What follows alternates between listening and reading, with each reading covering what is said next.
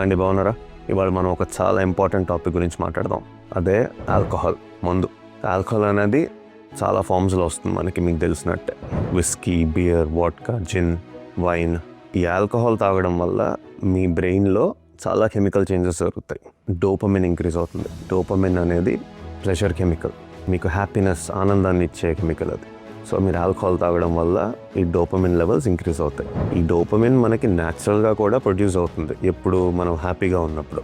మంచి ఫుడ్ తిన్నా, మీ మంచి ఫ్రెండ్స్ని కలిసినా, మంచి సినిమాకి వెళ్ళినా, ఎక్సర్సైజ్ చేసినా, ఇవన్నీ డోపమిన్ని ఇంక్రీజ్ చేస్తాయి. అదేవిధంగా ఆల్కహాల్ కూడా ఇంక్రీజ్ చేస్తుంది. ఇంకా ఆల్కహాల్ వల్ల గాబా అనే కెమికల్ కూడా ఇంక్రీజ్ అవుతుంది. ఈ గాబా అనేది ఏం చేస్తుంది, మీ బ్రెయిన్ని రిలాక్స్ చేస్తుంది, అంటే పడుకోబెడుతుంది. అదేవిధంగా గ్లూటామిన్ అనే కెమికల్ లెవెల్స్ తగ్గుతాయి. గ్లూటామిన్ అనేది మీ బ్రెయిన్ని ఎగ్జైట్ చేస్తుంది.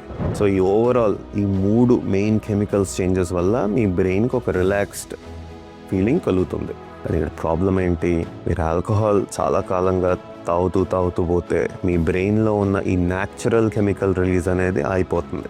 సో ఇనిషియల్గా సైకలాజికల్ డిపెండెన్స్, అంటే మీకు జస్ట్ క్రేవింగ్స్ రావడం, తాగాలనిపించడం, దాంతో మొదలయ్యి ఫిజియలాజికల్ డిపెండెన్స్, అంటే మీ బాడీకి ఆల్కహాల్ అనేది ఒక ఫ్యూయల్లా మారిపోతుంది. ఇప్పుడు కార్లో పెట్రోల్ ఎలాగో మీ బాడీలో ఆల్కహాల్ అలా మారిపోతుంది.